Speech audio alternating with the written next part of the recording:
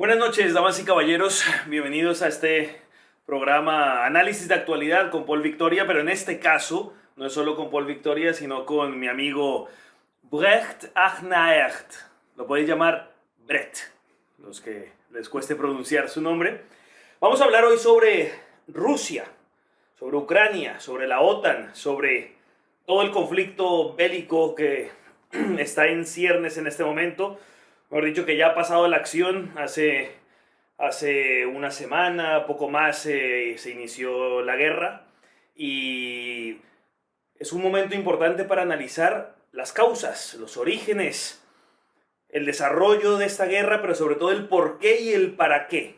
Porque seguro que el espectador en este análisis de actualidad se está preguntando, ¿qué es lo que está pasando? ¿Nos dice la verdad la televisión, la radio, los medios de comunicación? ¿O cuánto de propaganda y de intereses hay en esto? Así que vamos a hablar a profundidad. Esto no es un telediario, esto no son análisis superficiales. Lo que vamos a hacer aquí con mi invitado especial de hoy, el señor Brecht, es analizar en profundidad la situación. Ahora lo voy a presentar. Primero, a mí ya me conocéis, Paul Victoria, pero voy a hacer una breve presentación sobre Brecht para que a partir de allí ya podamos entrar en la profundidad del análisis. Brecht es un gran economista, es economista de la Escuela Austríaca de Economía, así fue discípulo del gran Huerta de Soto y sobre todo de Carol Menger. Imagino que es sobre todo tu gran maestro, fundador de la Escuela Austríaca. Y Brecht en este momento es el editor jefe de una revista financiera que se llama Macro Trends. Es una revista muy importante de análisis financiero internacional donde se analiza el orden financiero desde un punto de vista de la Escuela Austríaca de Economía y donde se hacen recomendaciones y consejos de inversión, que por cierto muy rentables y muy buenas, de inversión desde el punto de vista de la Escuela Austríaca y teniendo en cuenta las repercusiones y consecuencias geopolíticas. Con eso puedo... ¿es correcto la Sí, introducción que he sí. hecho? Perfecto. Pues vamos a hablar, a tener una tertulia aquí entre los dos sobre lo que está pasando en Mother Russia. En Rusia, Ucrania, la OTAN y todo lo que conlleva. Porque vamos a empezar, Brecht, por tomar la perspectiva suficiente que es... Llevamos 2 años de covidianismo radical, donde la propaganda del miedo, la maquinaria del miedo, se ha puesto esa capa de la religión covidiana para meterle miedo a la gente y modificar los comportamientos, la psicología, los hábitos, la cultura, la política, la economía, modificarlo todo hacia el nuevo orden mundial. Pero ahora el cuento del covidianismo se les fue acabando, desde mi perspectiva, no sé qué opinión tengas tú, ahora me comentarás, y entonces tenían que poner la atención de la gente en algún otro miedo. Ese miedo es la guerra. Para mí no le salió bien este plan con el covidianismo. Sí le salió bien, pero no del todo bien. Creo que no consiguieron todas las victorias que esperaban alcanzar con el plan covidiano. Y ahora, bueno, pues dicen, vamos a ralentizar esto y vamos a enfocarlo por otro lado, porque la gente al final se cansa tanto del mismo tema, y vamos a crear un nuevo miedo para someter a la población psicológicamente, como tenemos que seguirlo haciendo para crear el nuevo orden mundial, y lo que dure esto, porque luego seguramente vendrá otro miedo, otro miedo, otro miedo, y a base de miedo ir creando su nueva sociedad de transhumanismo. Señor Brecht, ¿qué opina de todo esto, este cambio de covidianismo a la guerra? Lo primero, yo creo que tenemos que nominar a Putin para el premio Nobel, no de la paz, pero de la medicina, porque ha acabado con COVID. Que COVID ya no existe, que todo es Rusia y Ucrania y COVID ya no existe. Entonces, un gran premio Nobel de la medicina, estoy muy de acuerdo, grande, me ha aquí gustado. ahora lo nomino por el premio Nobel. No, en serio, creo que no solamente es un conflicto que inspira mucho miedo, pero no es una cosa pequeña. Es el conflicto más importante, creo que de los últimos 50 años. ¿Y por qué? Porque lo que está pasando ahora con Rusia es que está defendiendo su soberanidad. Soberanía. Soberanía. Y me disculpo cuando hay palabras en castellano que... Hablan muy bien. que no digo bien o que conjugo mal o, mira, llevo 5 años hablando castellano y todavía estoy aprendiendo. Entonces me disculpo con el Bienvenido. público por esas cosas porque estamos hablando sobre el contenido, ¿no? La forma... soberanía es un concepto muy importante en las relaciones internacionales, pero es un concepto falso porque casi ningún país hoy en día es soberano, ¿se dice? Sí.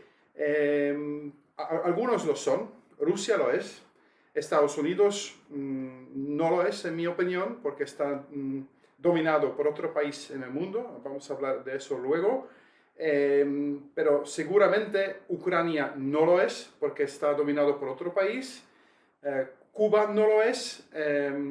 Entonces, la idea que Rusia ha invadido un país soberano, yo tengo que reír con eso porque es una colonia de los Estados Unidos. Ucrania es una colonia de los Estados Unidos. Sí, desde 2014, porque la historia, los medios les gusta empezar la historia ahora al inicio de febrero, o el 22 de febrero, 24 de febrero, cuando las tropas de Putin han entrado en Ucrania.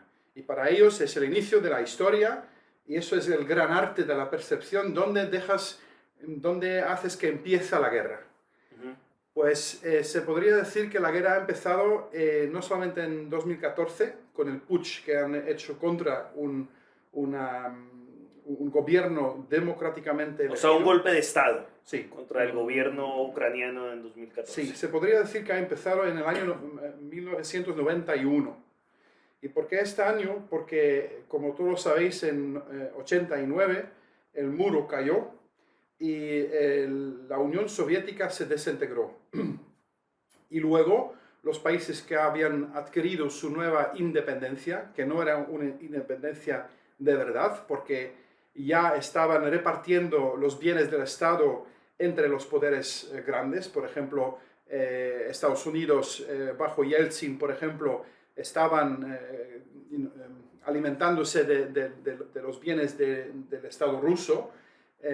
Si Yeltsin tenía 2 botellas de vodka al día y suficientemente prostitutas, él estaba contento, y mientras estaban vendiendo el país. Y eso pasaba en cualquier país de la antigua Unión Soviética. Pero ¿por qué digo 91? Porque en este año hay documentos que prueban que el nuevo ejército, cada país necesitaba tener su nuevo ejército. Los militares que se enlistaban, que iban se alistaban, tenían que firmar una declaración que en el caso que Rusia iba a invadir Ucrania, que tenían que luchar contra Rusia. ¿Y por qué es tan importante esta declaración? Porque en esta época nadie quería luchar contra Rusia. Ucrania, ahí se hablaba mucho ruso todavía, y se sentían muy identificados con eran Rusia. Países hermanos, casi el mismo. Siempre, durante toda la historia han sido países hermanos, y ver esos documentos te sorprende, dice, ¿qué es eso? Pero desde el inicio, esos nuevos países han sido preparados por los servicios secretos para orientarse más al oriente, no, más a Estados Unidos, y menos a Rusia. Porque el gran estrategia de los atlánticos, les podemos llamar, pero en esencia es Estados Unidos. El OTAN es 80% de Estados Unidos. Se puede leer en un libro muy importante de Brzezinski. Y este libro ha sido escrito en el año 97, se llama The Grand Chessboard. No sé cómo traducirlo en castellano. El gran ajedrez, podríamos llamarlo. Y en la página 13 de este libro, muy al inicio, se ve un mapa de Europa donde Brzezinski dice la balanza de poderes en Europa va a ser determinado en Ucrania. Porque Ucrania es como un huevo, si lo ves, es un huevo y en su lado, y mitad del huevo está en Europa, otra mitad del huevo está yendo a Rusia. Entonces, si quien controla Ucrania puede proyectar su poder a un lado o a otro lado. Entonces, estratégicamente, desde ahí están pensando cómo podemos hacer que Rusia está amenazado, porque lo que quieren es conquistar toda Eurasia, eso es su estrategia escrita. Brzezinski lo ha escrito literalmente, no se puede negar que es la estrategia y el objetivo. Y ahora estaban pensando cómo podemos hacer eso. Pero estamos hablando desde el año 1991. 91 hay las primeras indicaciones que en el futuro van a querer un conflicto con Rusia. Porque ya se había puesto para los soldados que por ejemplo, sí. No lo decían, no tenían que firmar un papel diciendo cuando Polonia invade a Ucrania vais a luchar contra Polonia. No, ponía literalmente Rusia. Porque los americanos pensaban, si no hacemos un espacio entre Rusia y Ucrania, a lo mejor su fidelidad va a ir a Rusia. Sí. Eso no quieren, lo que quieren es dominar todo el mundo. Es un imperio y un imperio quiere hacerse más grande. Lo vemos con la expansión de la OTAN al este. Creo que en el año, me escapa ahora, creo que en el año 95 han firmado un pacto diciendo, mira, si ustedes prometen, era la unificación de Alemania, porque necesitaban la permisión de Rusia para poder eso, de Rusia para poder hacer eso, porque Rusia todavía ocupaba parte de Berlín, y sin los rusos no se podría unificar Alemania.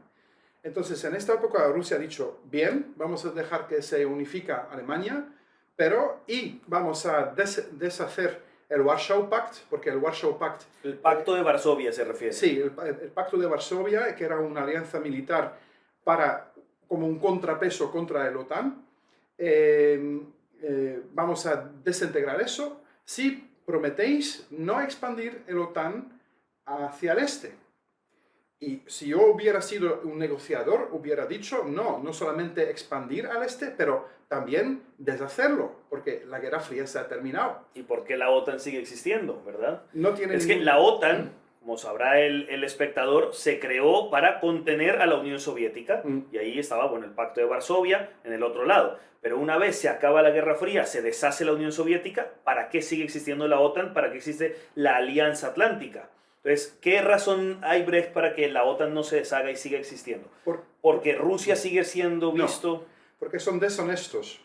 Porque su objetivo es dominar todo el mundo. Y lo más honesto hubiera sido diciendo, mira, la Guerra Fría se ha terminado, el Pacto de Varsovia ya no hace falta, la OTAN ya no hace falta, y las alianzas militares que queréis, pues los hacéis bilaterales si hace falta. ¿Pero qué guerra había? ¿Había una guerra en Corea? Sí, un poco. ¿Había unas guerras en África? Sí. Pero en Europa en este momento no había ninguna guerra. Ningún peligro. No. Pero como la mentalidad imperialista, y la gente van a decir, él es pro-Rusia. No estoy pro-Rusia, estoy pro-libertad. Y lo que veo como economista monetaria es que el Federal Reserve intenta... La Reserva Federal. La Reserva Federal, perdona, intenta dominar todo el mundo. Y los rusos, por ejemplo, es muy interesante, su banco central, que son los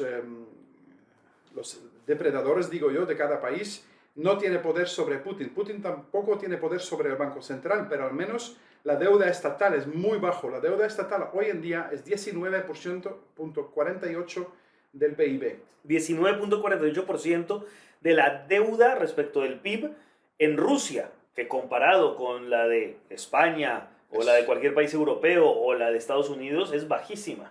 Sí, ahora está aumentando, por supuesto, porque el PIB va a bajar porque hay sanciones económicas en términos relativos, pero en términos absolutos es 229 millones de dólares. Rusia lo puede pagar en 2 años, si hace falta, y seguro con los precios de petróleo que tienen ahora. Entonces, son soberanos por esta razón, mientras que los Estados Unidos no lo son dependientes de su Banco Central. Si Powell dice un día, voy a poner los tasas de interés a 10%, pues toda la economía se quiebra. Mientras que Rusia, la economía no se va a quebrar, es mucho más fuerte intrínsecamente que Estados Unidos. No es más grande, pero estructuralmente sus sectores de base son fuertes. El petróleo, bauxito, todos los, ¿cómo se llama? Masas primas. Materias primas, ahí están muy fuertes. Y tienen tratos con China, tienen tratos con Brasilia, en el BRICS, tienen muchos tratos bilaterales. Y eso es lo que quiere Putin. Putin lo ha dicho muy pronto, que quiere un mundo multipolar, ya no unipolar. Ni bipolar. Ni bipolar, multipolar, que hay áreas en el mundo que tienen mucho poder. Los chinos lo tienen, pero India también, no olvidamos India, pero India también es en los BRICS. BRICS está Brasil, Rusia, India, China y South Africa. Y Sudáfrica. Y eso es la alianza que han hecho entre ellos, pero una hace alianza económica. Mucho tiempo. Sí. Efectivamente, sí, por eso cuando se dice, no, es que un pariente me decía hace poco, pero es que me acusaba, es que tú estás con los rusos y con Putin, el asesino, el genocida. Y bueno, yo no estoy con los rusos ni con Putin ni estoy con nadie. Y me decía, es que estás en el lado equivocado de la historia, el mundo entero se ha puesto contra Putin. El mundo entero no. Unos cuantos países, porque desde luego países tan grandes, gigantescos como Brasil, Sudáfrica, China, India, están con Rusia y muchísimos más. Y muchos que se han desmarcado dicen no queremos estar en ese conflicto ni nos pongan aquí con la OTAN, que en el fondo son los que han provocado la guerra. Entonces, incluso cuando un hijo chiquito mío me preguntó, pero entonces yo le decía, no, yo no esté del lado de nadie, pero tengo la conciencia de que esta guerra la provocó la OTAN. Y me imagino que estás de acuerdo con eso, Brecht, en el sentido de que, aunque sea Rusia el que dispara la primera bala, esto está provocado por una... Esto es como si yo voy a poner un ejemplo que se me ocurre.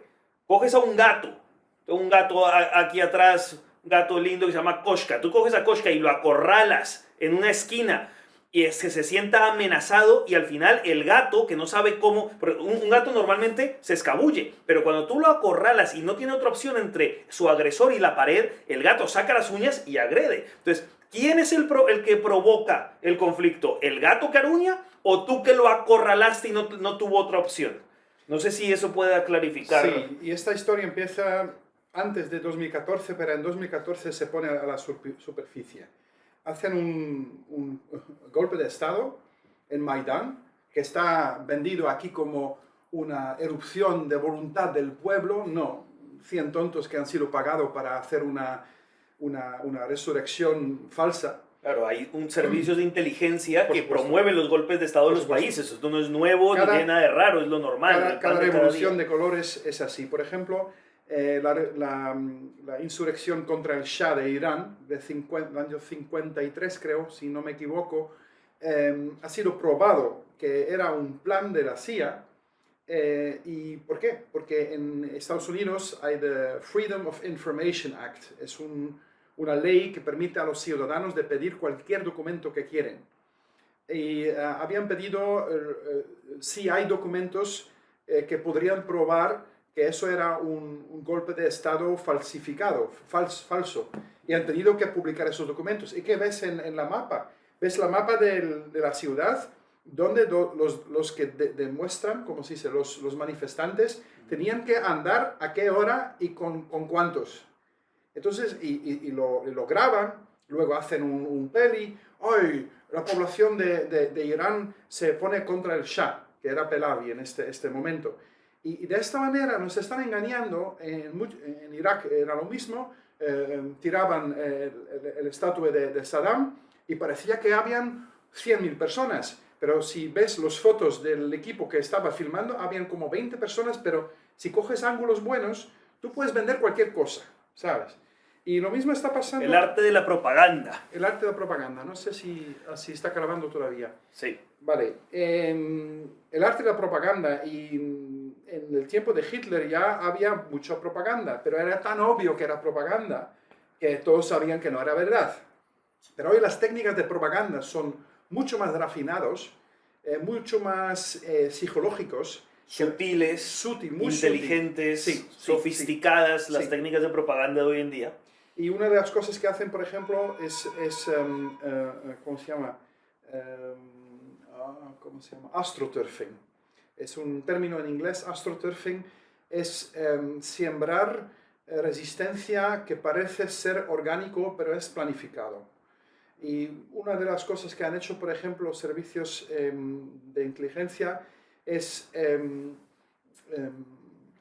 fortalecer el sentimiento nacional de Ucrania, ser ucraniano. De repente era algo muy diferente de ser ruso. Mientras que son pueblos hermanos, como has dicho, son pueblos hermanos. Y la batallón de Azov, por ejemplo, que son nazistas, son el exponente. O sea, nazis.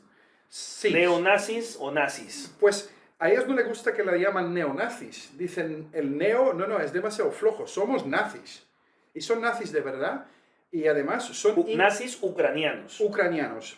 Que dicen Cuéntanos un poco sobre eso, porque a lo mejor el espectador sé que la televisión no se lo cuenta y no se lo van a contar. Cuando un pueblo se pone... mira, hay patriotismo, que es el sentimiento que tu país está libre y lo quieres mantener libre. Y hay nacionalismo, que es un sentimiento que tu país es el mejor país del mundo. Y que pueda aplastar a otros. Y que puede aplastar y que puede tomar la libertad de otros países. Es una distinción muy importante, patriotismo y nacionalismo. Totalmente de acuerdo. Y entonces, mucho patriotismo lo llaman nazismo, los de izquierda, porque son perezosos y no piensan y no hacen distinciones como hacemos nosotros. Los progres. Los progres, sí.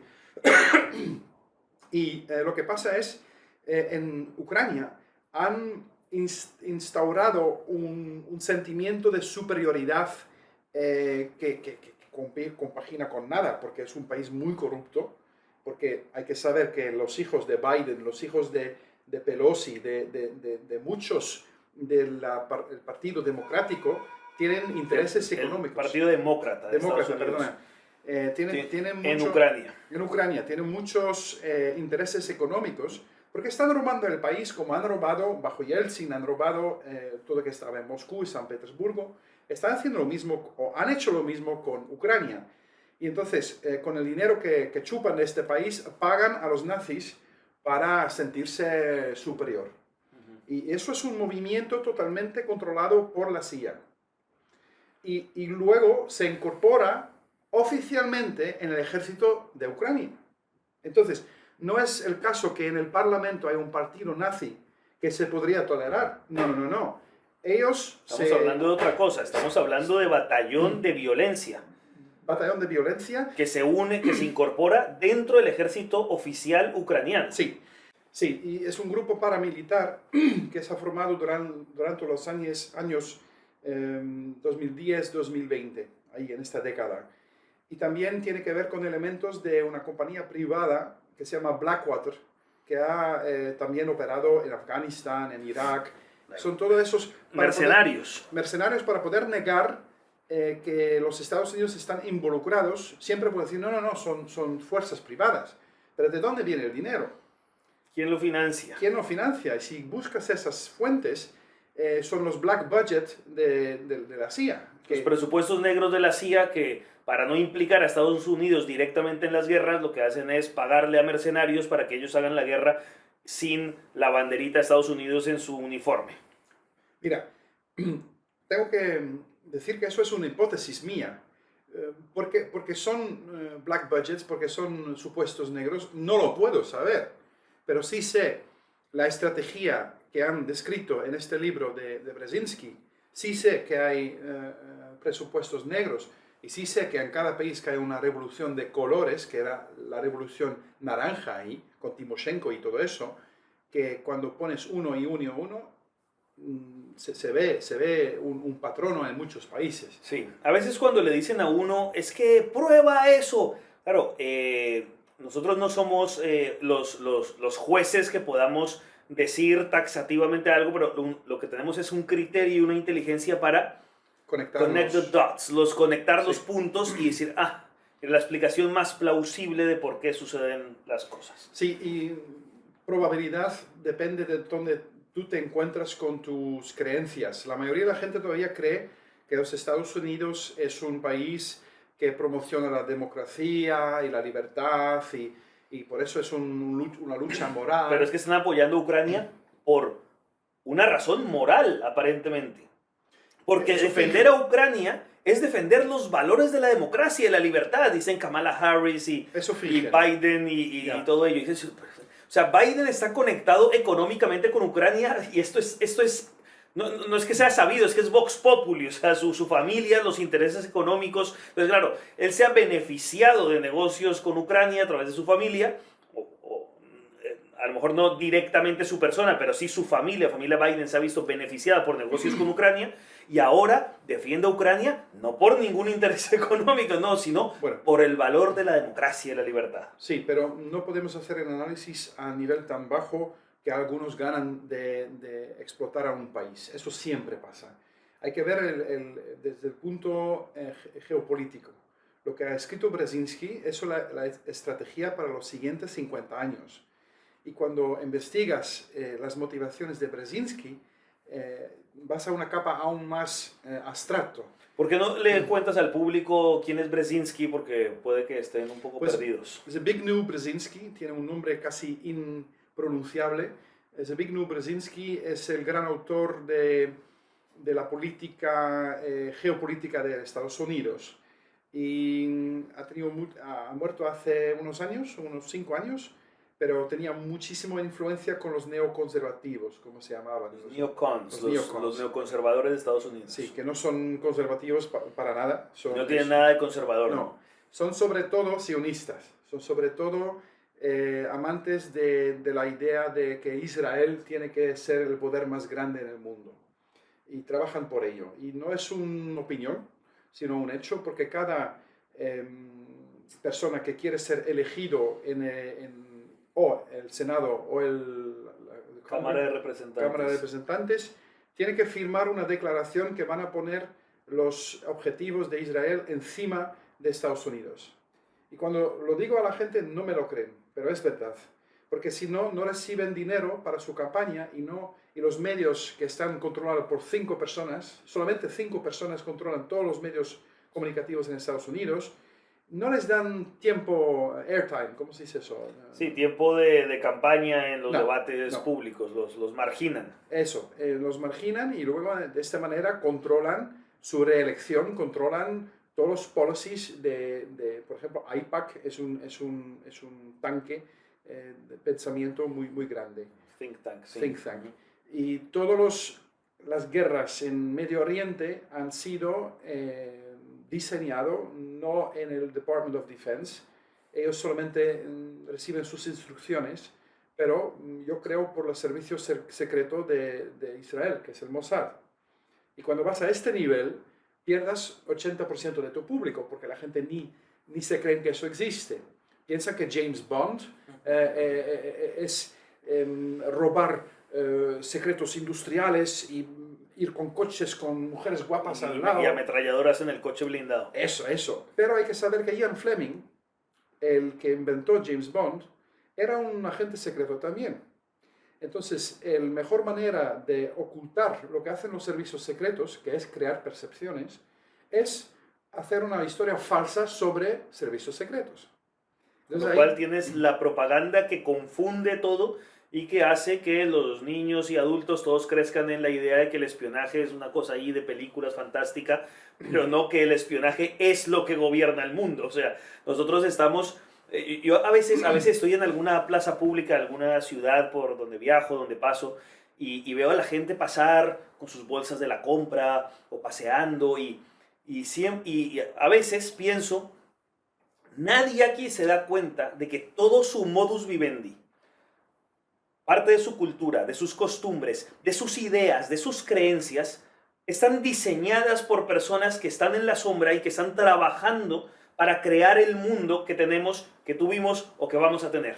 Y la gente cree que tiene una vida autónoma. No, está todo diseñado por gente en la sombra. Sí. A eso se dedican. Así, eso es su profesión, su trabajo. Pues es muy gracioso que lo dices, porque hay un ruso del KGB que en el año 97 ha hecho un testimonio, y su testimonio era "Deception was my job", Decepción era mi trabajo. No, decepción no, engaño. Engaño era El mi trabajo. engaño era mi trabajo. Sí, y estoy pensando en su nombre porque ahora no me entra. No me entra, pero podemos ponerlo abajo del vídeo. Y él testifica que 80% de los recursos financieros de los servicios secretos van a crear percepciones. Y en inglés hay un término que se llama the long con. Y long con significa cuando quieres engañar a alguien, lo puedes hacer a corto plazo, pero los engaños, los mejores engaños son engaños a largo plazo. Y ellos piensan en términos de décadas. Y por ejemplo, podrían fomentar la carrera de un político durante 20 años y nunca pedirle nada. Pero en tal momento, como él ha sido creado por ellos, también tiene poder sobre ellos. Y eso es el caso con Epstein, por ejemplo. Epstein, su trabajo era crear vídeos con políticos y otros jefes de la industria para poder ponerles en situaciones comprometidas para luego poder chantajearles. Eso es una parte muy importante. Y pasan cosas en el mundo y dice, pero ¿cómo se puede ser que pasen esas cosas? Un ejemplo es, por ejemplo, el fraude obvio que ha sido en las últimas elecciones de Estados Unidos. O a lo mejor hay evidencias para suponer que investigarlo, al menos investigarlo, podría ser buena idea. Sí. Que han dicho los jueces del Corte Supremo, ni lo vamos a investigar. ¿Qué me estás diciendo? Que ni lo vas a investigar. Y luego en la prensa dicen, Biden no ha sido convictido por fraude. Pues no, porque no lo han investigado. No has oído ni siquiera ese proceso. Cuando la mitad del país está convencida de que hubo fraude y esa mitad es absolutamente ignorada, las pruebas, las evidencias también son ignoradas y simplemente se hace lo que ellos quieren que se haga y ya está, sin más. Entonces es inconcebible. Y muchas veces cuando un político va a votar, un político va en el parlamento, va a votar por algo, y a veces se llega con un dossier antes de la votación y le dice, mira, aquí tenemos fotos suyas con aquí esta prostituta o aquí esta cocaína o aquí lo que sea y necesitamos que usted vote de esta manera, ¿no? Entonces, claro, sí, al final están atados porque los servicios de inteligencia se dedican a eso. Yo les llamo los servicios de decepción. O de engaño. Los servicios de engaño, los servicios de chantajeaje. Y el nivel más alto de ahí es preguntar por qué hacen eso. ¿Sabes? Se podría usar esos poderes de manera buena. Y ahí entra el tema del sistema monetario. Porque el sistema monetario no es un sistema financiero. Eso es algo que la gente tiene que entender. Es un sistema religioso. Porque finanzas, viene del francés fin. Y fin significa terminar una cosa. Un sistema financiero es un sistema que termina la deuda. Tú tienes una deuda conmigo. Y si tú pagas tu deuda, tenemos una transacción financiera. De eso viene la palabra. Este sistema no es financiero porque no acaba con la deuda, produce más. Entonces, es un sistema religioso en el sentido que es exactamente el mismo sistema que hemos tenido hace 2000 años, cuando Jesucristo estaba en la tierra. Porque, si quieres, te explico los paralelos entre ahí y hoy. ¿Vamos a ir hacia el templo o...? El templo es muy importante porque si tomas esta perspectiva, entiendes por qué, por ejemplo, Rusia tiene que ser dominado, porque Rusia no quiere esta nueva orden mundial. Está bien que vayamos a eso porque aquí quizás los espectadores están pensando, bueno, pero ya se están desviando del tema, aquí estamos hablando sobre la guerra de Rusia. No, es que tiene mucho que ver, como está diciendo Brecht, es por qué la necesidad de forzar al oso a sacar iba a decir pezuña, su garra.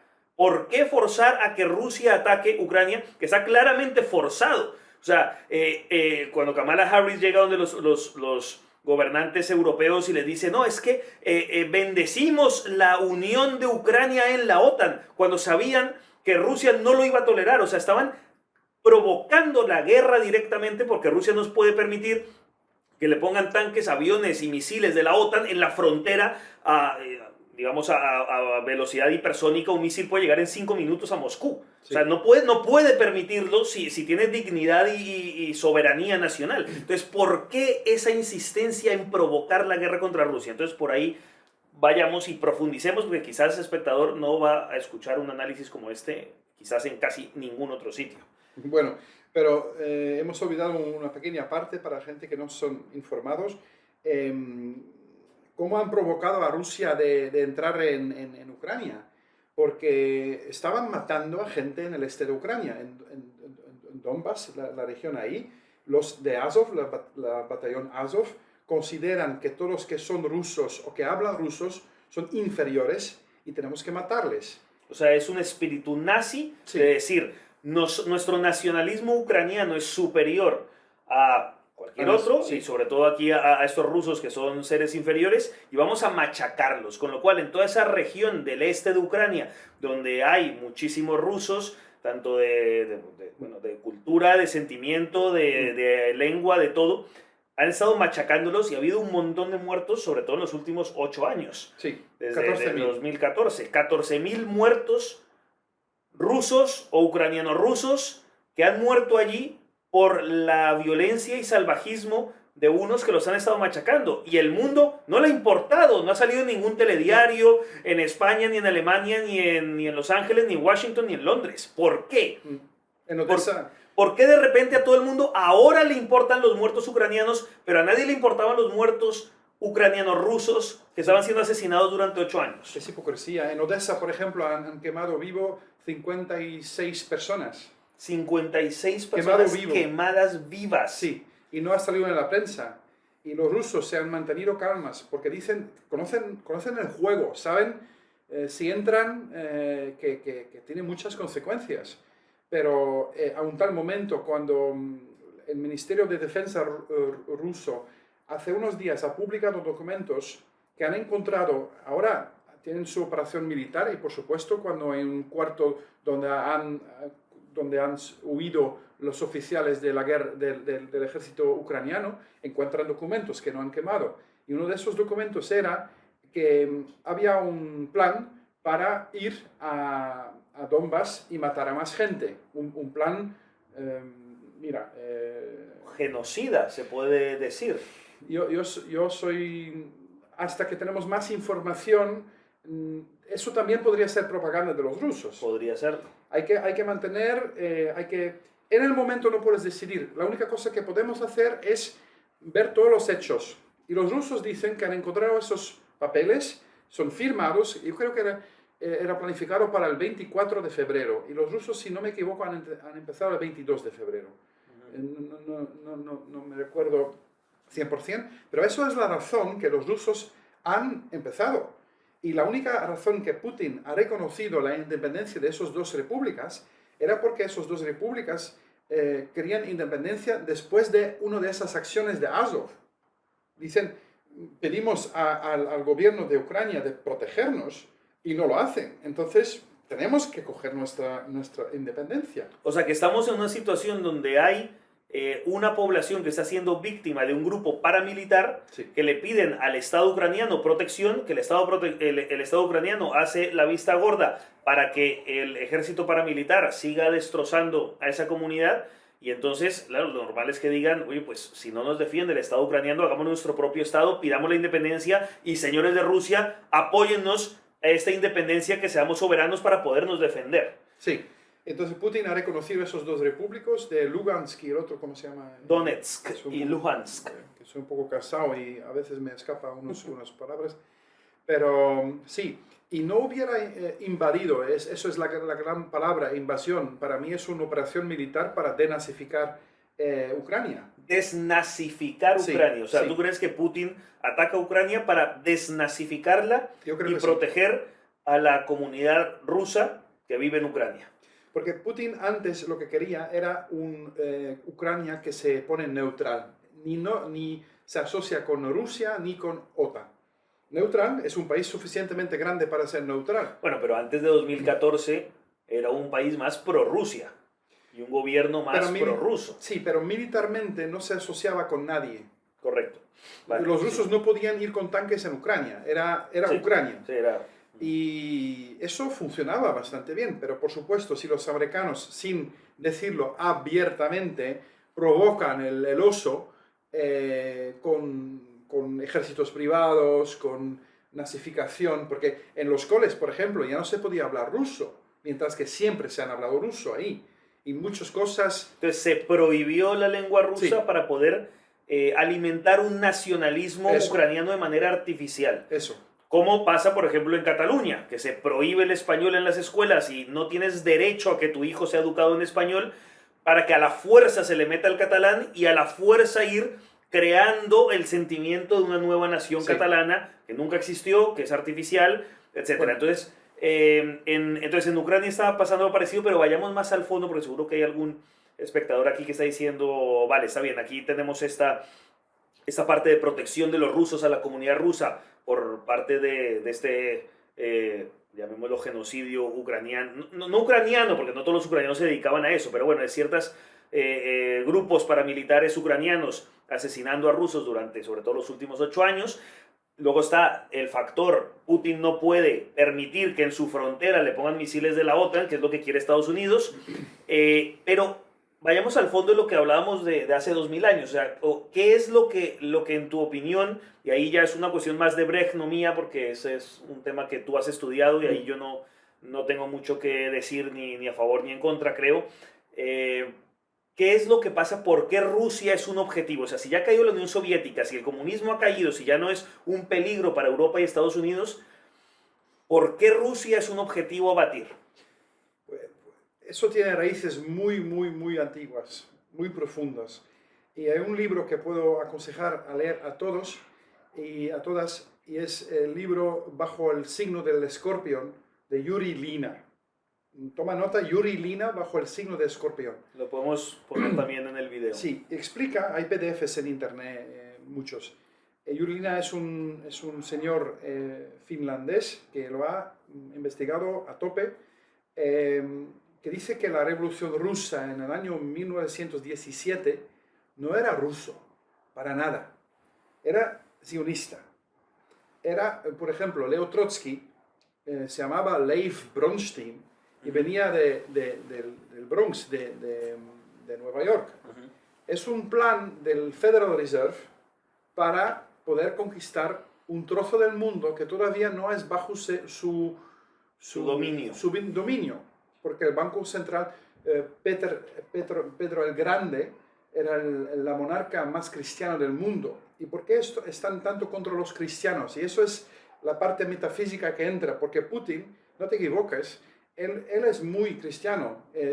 Uno de sus mejores asesores es el patriarca Kirill. Y Kirill es un amigo íntimo o era un amigo íntimo, ha muerto ya, de Solzhenitsyn. Solzhenitsyn es el autor más importante de Rusia para entender la historia de Rusia. Ha escrito un libro, 200 años juntos, donde explica la relación difícil entre las sionistas y los rusos. Pero voy a limitar lo que estoy diciendo porque si no vamos sí, muy... infinito. Sí, es infinito, pero es muy importante porque si lo buscas las raíces, llegas a Jerusalén. Yo digo, todas las rutas van a Roma y desde Roma a Jerusalén. O a Tel Aviv. Todavía no a Jerusalén, pero eso va a cambiar. ¿Qué ha pasado en la época de Cristo? ¿Cuál era el sistema político ahí? Estaba basado en 3 ilusiones. La primera ilusión era, Dios está enfadado y por eso te castiga. Porque tú eres sinful, ¿cómo se dice? Pecador. Porque tú eres pecador. Y porque tú eres pecador, tus ovejas mueren, tus hijos mueren, no hay lluvia, cualquier cosa que va mal, los fariseos decían, es porque estáis pecadores, pero, segunda ilusión, se puede comprar el favor de Dios a través de hacer una ofrenda, sí, una ofrenda. Una ofrenda. Entonces, la gente estaban ahorrando todo el año para poder comprarse una paloma o algo que podrían matar en el templo. Templo, perdón. Pero, tú no puedes llevar una paloma desde tu pueblo. No. Tienes que comprarlo en el templo con dinero del templo.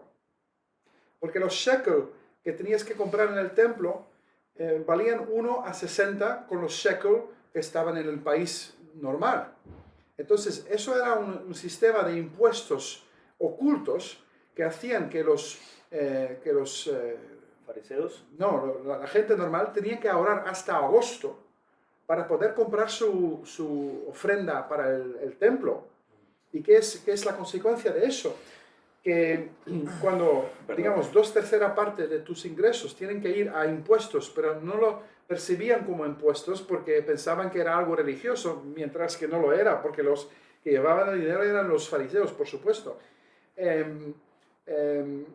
Cuando 2/3 partes de tus ingresos se van a una cosa fuera de ti, cualquier problema pequeña se convierte en un problema grande. Cuando un pobre no tiene dinero, cosas pequeñas, por ejemplo, tu recipiente de agua para llevar agua a tus animales se rompe, pero no tienes el dinero ni para comprar eso, pues tus animales mueren.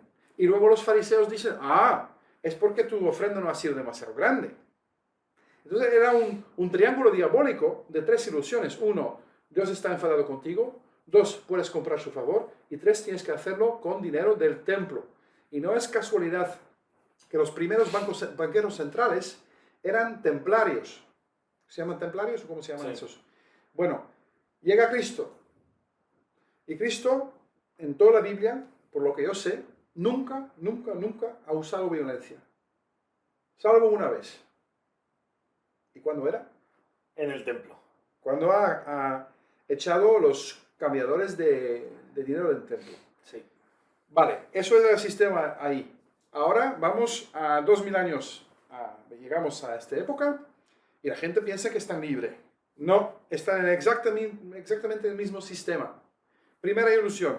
La gente son irresponsables. Eso es la nueva forma de decir pecador. Irresponsable. Por eso necesitamos un Estado.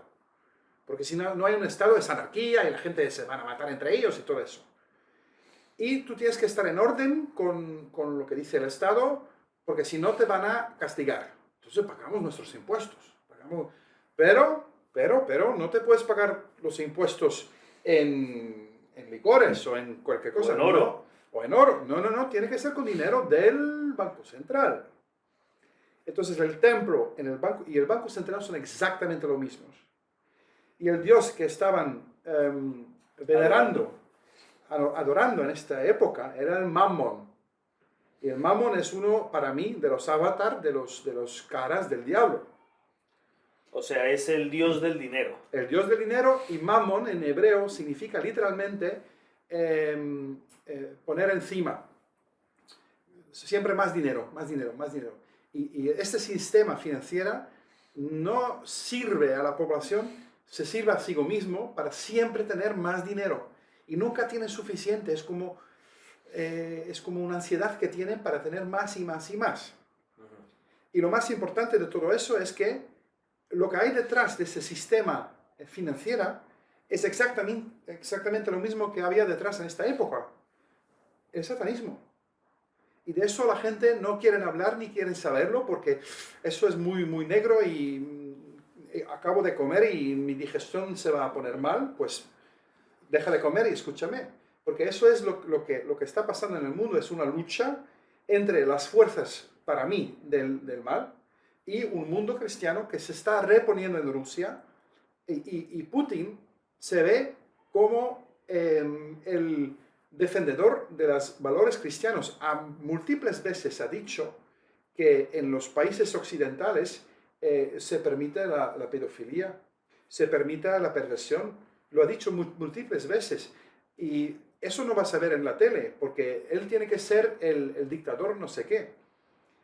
¿Me entiendes? Sí, Entonces sí. Es una lucha metafísica para mí, como yo lo veo, mucho más grande de lo que te cuentan en la tele. O sea, que Brecht, lo que tú estás diciendo es que esto no es solamente una cuestión de poder, de política, de la OTAN, de misiles, de No. intereses, de negocios de Biden con Ucrania, sino que va más allá. O sea, Rusia, al mando de Putin, según tú, no yo, según Brecht, está diciendo su opinión, Rusia constituye un peligro no solo político, sino metafísico. Sí. Y para que las fuerzas del mal reinen en el mundo necesitan acabar con Rusia o acabar con Putin. Os voy a contar más. Muchos de los que se llaman judíos hoy en día no lo son, ni genéticamente, ni religiosamente, ni nada. La mayoría de los sionistas vienen de un pueblo que se ha convertido al judaísmo, la versión talmúdica del judaísmo, en el siglo IX. Y voy a contar esa historia porque nadie lo conoce, pero si lo investigas vas a llegar a las mismas conclusiones. Y pido por favor que nadie me cree. No cree ni una No cosa le creáis que digo. nada. Nada. Di que soy un tonto o lo que sea, pero investiga vosotros. Eso es lo que quiero decir a los espectadores. Yo no sé lo que va a decir, o sea que aquí, hablamos con toda libertad, no necesariamente yo estoy de acuerdo con él o no, ni siquiera sé lo que va a decir, ustedes tienen que no estar de acuerdo o sí estar de acuerdo libremente, pero aquí hay libertad de expresión. Había un pueblo, y no lo vas a leer en los libros de historia, porque los que mandan la historia no quieren que los sepas, y se llamaban los khazarios. Y los khazarios, no sé si es el término correcto en castellano, the Khazars en inglés. Ellos vivían en el Cáucaso. Había un pueblo, y no lo vas a encontrar en ningún libro de historia, porque los que mandan también mandan la historia. Es lo que decía George Orwell, ¿no? Que tiene el presente, manda el pasado, y que manda el pasado, manda el futuro, ¿no? Pues eso es la verdad, es como va. Y este pueblo se llama los Házaros. Y los Házaros era un pueblo en los Cáucasos, se llama ahí, Cáucasos, y su especialidad era robo de identidad. Porque los Cáucasos era una zona muy importante estratégicamente, que tenía dos rutas. La ruta de la seda, que iba de Italia a China, y una ruta que venía de Escandinavia a la península árabe. ¿Y qué pasó? Arábica. ¿Qué pasó? Que los caravanas que venían ahí con 500 camellos y que tenían mercancías, ¿cómo decirlo? Les grababan. Interceptaban y o mataban a la gente o les esclavizaban. Pero no solamente eso, cogían su ropa y iban a su destinación. Y sus documentos. Y las letras de cambio. Y llegado al destino, hacían exactamente lo mismo con los mercaderos del otro lado. Entonces era una plaga de ser robado en esta zona. Y la razón que todavía usamos la palabra esclavo viene del hecho que los pueblos eslávicos eran las víctimas de esos que eran turcos, de etnia eran turcos, turcos nomádicos, semisedentarios.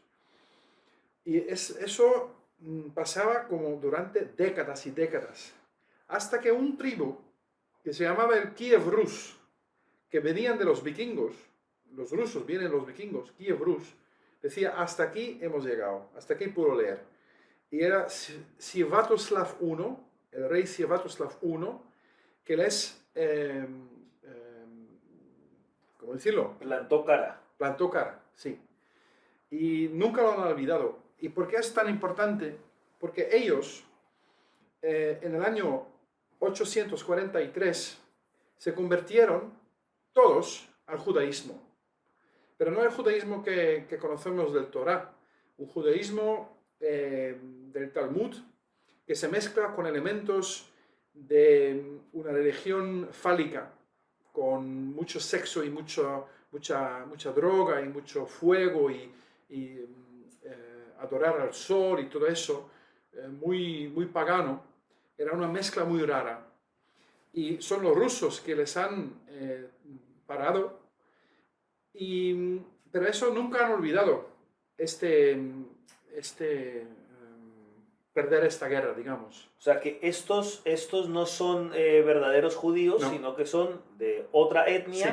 que se convierten al judaísmo, pero a un judaísmo falsificado. Sí, Y como son combatidos desde Kiev Rus, por lo que hoy en día serían los rusos o el sí. pueblo eslavo, entonces no olvidan eso y tienen pues una venganza planteada. Una desde venganza, siglos y siglos atrás. sí, hasta la muerte.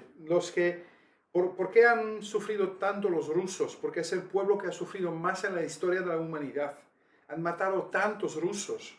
Porque los líderes de la revolución eran esos házaros. Bronstein era un házaro, todos esos son házaros. Y es una guerra metafísica porque ellos ven a Rusia como el heredero de los que se lo han parado, que se lo han plantado cara. Y Kirill lo sabe. Y Solzhenitsyn lo sabía. Kirill. Sí, y estoy casi seguro que Putin también sabe esta dimensión. Y por eso es una guerra que va a muchísimo más niveles que tú te puedes imaginar y que la gente se puede imaginar. Esto es como lo más loco que habéis escuchado en bastante tiempo, querido público. O sea, ¿no estáis como alucinando un poco con esta historia nueva también para mí, Mira, que escucho por primera vez? Si la gente quiere investigar lo que digo, hay que leer un libro que se llama The 13th Tribe. La tribu número 13. La tribu número 13 de Arthur Koestler. Y Arthur Koestler no es un neonazi o nada, es judío él. Yo sé que hay verdad en este libro porque lo han dado las gracias con un suicidio doble en su apartamento en Londres. Eso es el criterio para ver si un disidente es disidente de verdad, si lo matan. Entonces, con apariencia de suicidio. Sí. Y nada, y si lees este libro te cuenta toda la historia y muchos más. Hay Eustace Merlins, por ejemplo, The Curse of Canaan, no sé si está traducido en español. La maldición de Canaán. La maldición de Canaán, hay que leer esos libros y el análisis más superficial sería que son libros antisemíticos. No lo son, son libros antisionistas, que no es lo mismo. Y yo sé que es un asunto muy sensible para mucha gente, porque todo el holocausto y todo eso, pero hay que saber que los sionistas han financiado a Hitler.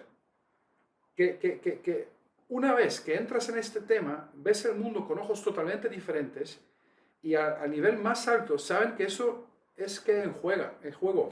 Sí, hay mucho documento histórico que prueba la financiación, primero, de la revolución rusa comunista por parte de sionistas para que tomaran el poder contra los zares y tomaran y hicieran, bueno, patrocinar el bolchevismo y todo el comunismo posterior. Y también hay mucha documentación de los maletines que llegaban desde Nueva York, desde Wall Street, por parte de los sionistas para financiar la campaña política de Hitler para que fuera elegido como nuevo líder. Claro, aquí el público a lo mejor se está perdiendo estamos entrando en una dinámica explosiva, quizás haya muchos vídeos más que hacer en el futuro aquí con Brecht para poder explicar muchas cosas, pero bueno, en definitiva yo creo que lo que Brecht está intentando decir es que hay una fuerza que ha estado patrocinando movimientos totalmente distintos y aparentemente contradictorios, como puede ser el comunismo y el nazismo, que se enfrentaron militarmente, pero que en ambas partes estaba financiado por los mismos. Esto es creo que lo que está diciendo Brecht, y al final, bueno, está con una tesis muy arriesgada, muy atrevida, pero que conozco a Brecht desde hace tiempo y sé que no es ningún tonto pintado en la pared, sino que todo lo que dice está investigado y profundamente investigado. No necesariamente tiene que decir la verdad siempre o toda la realidad, porque no hay ningún ser humano que pueda comprender toda la realidad como es, pero por lo menos se toma la molestia de investigar y profundizar en las cosas, y eso sí puedo dar fe.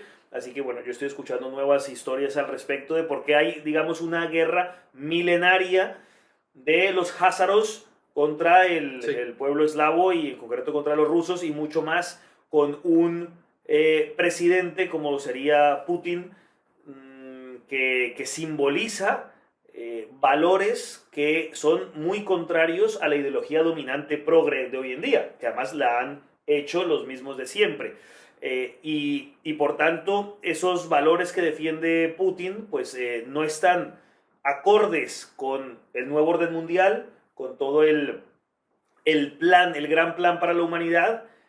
Con esto yo no estoy diciendo, yo personalmente, Paul Victoria, no estoy diciendo que Putin sea un tipo muy bueno, ni mucho menos un santo, ni nada de eso, o sea, no es mi juicio al respecto, pero sea bueno, regular o malo, malísimo, en todo caso es una piedra en el zapato para ciertos planes que no se pueden llevar a cabo teniendo a Putin delante. Y para esto voy a añadir una cosa, porque yo sí tuve una conversación muy interesante con un espía, con una persona que trabajaba en el Servicio de Inteligencia de Estados Unidos, en uno de los servicios de inteligencia de Estados Unidos, que no voy a decir su nombre de él ni mucho menos, pero él me contó muchas cosas y una de ellas era que Rusia era un problema para Estados Unidos y que ellos hacían planes, no me contó los detalles de los planes porque muchas cosas me decía que no me las podía contar, pero ellos trabajaban muy concienzudamente del problema que era Rusia.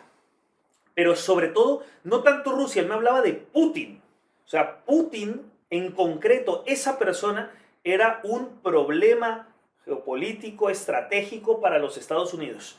Y él no me estaba hablando en términos de nuevo orden mundial, ni de grandes élites sionistas, de nada de eso. Él me estaba hablando desde su perspectiva del Pentágono, de todo ello, de cómo pues Putin era un elemento perturbador para el orden que quería Estados Unidos en el mundo y que ellos pensaban, o sea, Estados Unidos pensaba que cuando la Unión Soviética caía, pues iba a perder mucha fuerza, pero que Putin ha sido algo inesperado, que de repente ellos se encontraron y miércoles se encontraron con un problema. Si no hubiera sido por Putin, si un gobernante débil o de otra manera de ser, pues no hubieran tenido ese problema. Pero ellos ven a Putin como un gran problema para los Estados Unidos. Y claro, con esto que tú estás diciendo, Brecht, pues con más razón se abre la perspectiva desde otros ángulos del problema que es Putin para la consecución del nuevo orden mundial.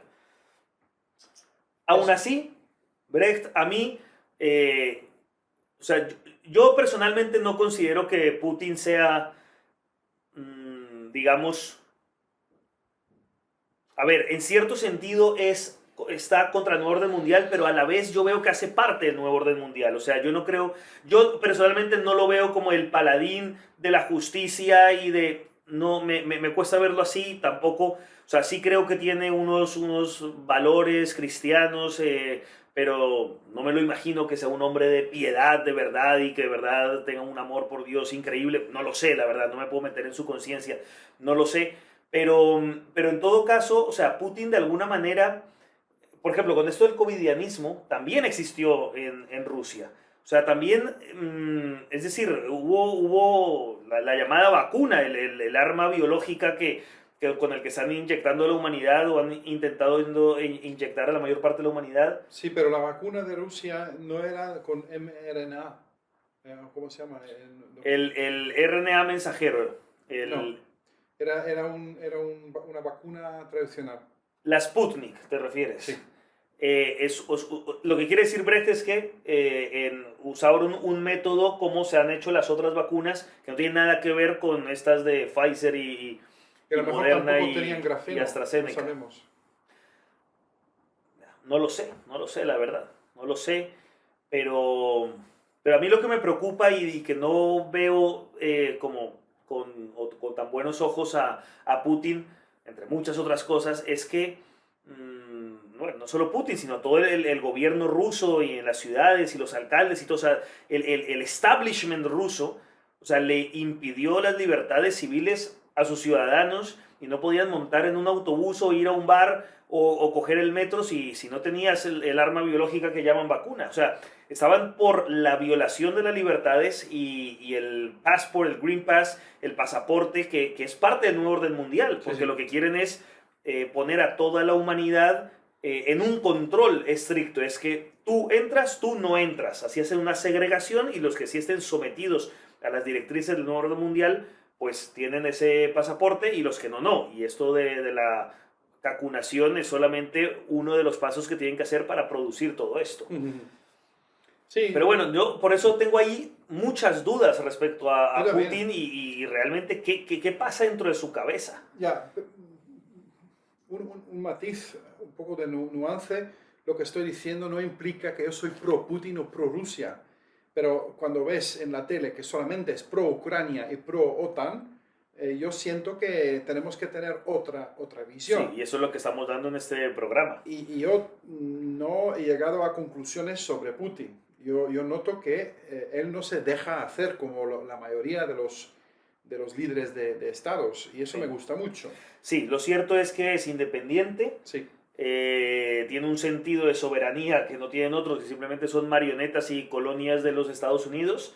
Yo no soy ni pro Estados Unidos ni anti Estados Unidos, o sea, yo no tomo estos partidos, solo estoy intentando hacer un análisis, pero o sea, lo cierto es que se le sale de las manos. Bueno, es como le pasaba a Donald Trump, que Donald Trump a mí me alegró especialmente su victoria, no porque yo sea pro-Trump, sino porque significaba una piedra en el zapato para otros. No era un títere de los puppet masters, de los maestros de los titiriteros. Entonces, me gustaba eso, que se puede derrotar al sistema. O sea, para mí la victoria de Donald Trump era el bofetón a ellos. O sea, por mucho dinero que tengáis, aún así se os puede salir algo de las manos, y por eso tenían que cargárselo falsificando las elecciones para poner al títere Biden en el asunto. Y bueno, nos queda entonces, Brett, esa duda sobre Putin que quizás no podemos resolver aquí. Ojalá yo pudiera ponerme dentro de su cabeza qué es lo que está pasando ahí dentro. Es extraño, pero sí es verdad que lo que ha hecho es plantarle cara a la OTAN, plantarle cara a los amos del mundo y decir, mire, hasta aquí, hasta aquí. Y eso no se lo esperaban, porque pensaban que al final iba a ceder, como se dio en toda la formación de la OTAN posterior a la caída del muro de Berlín. O sea, Polonia, que estaba en el Pacto de Varsovia, pasa a la OTAN, pero Estonia, Letonia, Lituania, Rumania, Bulgaria, todo el mundo a la OTAN, solo les quedaba Ucrania. Entonces Putin dice, a ver, me están poniendo bases militares cada vez más cerca de Rusia, pero hasta aquí. O sea, Ucrania no me lo voy a aguantar. Y eso muestra una independencia y una soberanía de decirlo. Pero claro, los medios de comunicación te venden es solo esta historia. Es que Putin es el malo, la OTAN son los buenos. Yo escuchaba en estos días a Federico Jiménez Los Santos, que es un periodista importante de España, que además creo que muchas cosas habla con la verdad y tiene razón, pero hay algunas cosas en las que patina de una manera increíble, y una de esas es esta. Dice, no, es que la propaganda rusa, cuando él continuamente está haciendo propaganda OTAN, pero acusa a los otros de propaganda rusa. O sea, bueno, claro, aquí todos están haciendo propaganda y es muy difícil saber la verdad de las cosas, pero hay que tener un poquito de objetividad. Sí. Y tú, periodista, que estás haciendo completamente propaganda pro-OTAN y anti-Putin, no puedes hablar así. Y sobre todo cuando dice él y muchos medios de comunicación donde dicen, es que el comunista, yo me pregunto, ¿Putin comunista? No. Por un momento, ¿quién es más comunista, Putin o Joe Biden? Joe Biden, por cierto. Porque yo creo que es más comunista Joe Biden, bastante más socialista que Putin. No digo que Putin sea libre mercado, ni pro libertades, ni muchísimo menos, ni me voy a poner a su favor, pero no es tan comunista ni tan tirano como otros. Oye, ¿y el presidente Zelensky en Ucrania, acaso no también ejercía dictadura? Porque dicen el dictador Putin, no solo el comunista Putin, sino el dictador Putin. Y el dictador Zelensky, nadie habla del dictador Zelensky. Cuando Zelensky cerró medios de comunicación porque eran anti él, persiguió políticamente a los disidentes. O sea, él ejerce una dictadura, pero la OTAN dice, no, estamos defendiendo la democracia en Ucrania, como si en Ucrania hubiera democracia.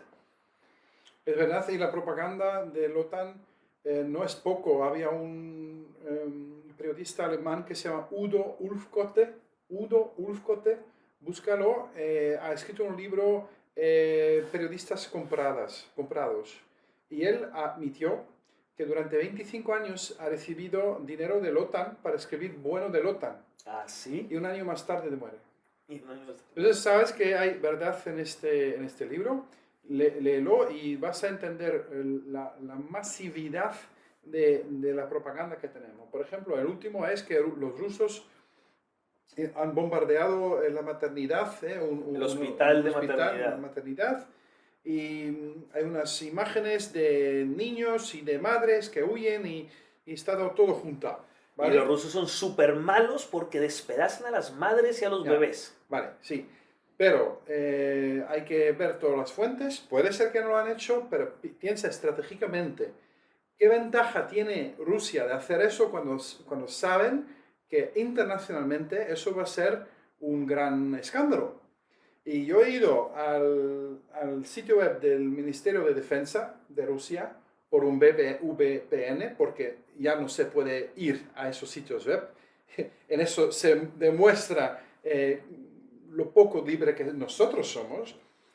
Y ahí lees, y es una declaración, tenemos que comprobar si es verdad o no, pero dicen, si es una maternidad, pero al fin de febrero, los de Azov, esos neonazis, han echado a todas las madres y todos los niños para ponerse ahí, para tener un puesto de defensa. Entonces, técnicamente es correcto que los rusos han bombardeado una maternidad, pero ya no habían madres, solamente habían combatientes. Combatientes.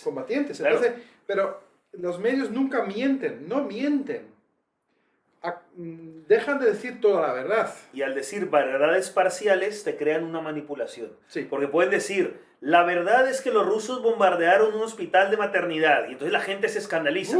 Pero si cuentas toda la verdad, dice, un momentito, pero ahí no había ni madres ni niños, solo soldados. Entonces era un objetivo militar. Entonces hay que ver todas las cosas y con eso no estoy de nuevo queriendo decir que es que no, viva Putin, viva Rusia, ni muchísimo menos. Es dar una versión alternativa a la que vas a ver en la televisión. Así que eso es lo que queremos hacer en este momento, ¿verdad, Brecht? Sí, ¿Estás de acuerdo con eso? ¿Te parece que vayamos concluyendo? Sí, creo que hemos dicho casi todo. Se podría hacer mucho más sobre el tema, pero un sonido alternativo que no siempre el mismo. Abres la tele, abres la radio, es siempre lo mismo, ¿sabes? No hay ningún debate. Es pensamiento único. Sí. La sí. Matrix. Sí. Así que esto, pues, es tomar la pastilla roja y no la pastilla azul para despertar de Matrix. No necesariamente todo lo que se ha dicho aquí sea la verdad. Podemos equivocarnos, pero al menos lo que sí podemos garantizar es que no estamos vendidos al sistema y que hablamos por lo menos con libertad y con honestidad de lo que podemos ir investigando y analizando para explicar la realidad del mundo. Así que muchas gracias. Gracias, Brecht. Gracias. Bueno, ya te acabaste. Ya me he acabado. Bueno, luego tomamos otro. Un Jerez. Estamos tomando un Jerez muy rico. Y gracias por estar aquí, por haber venido a este programa y gracias a los espectadores por estar viendo este programa de análisis de actualidad con Paul Victoria y en este caso con Brecht Agnecht. Gracias. Gracias. Aquí seguimos librando la batalla de las ideas.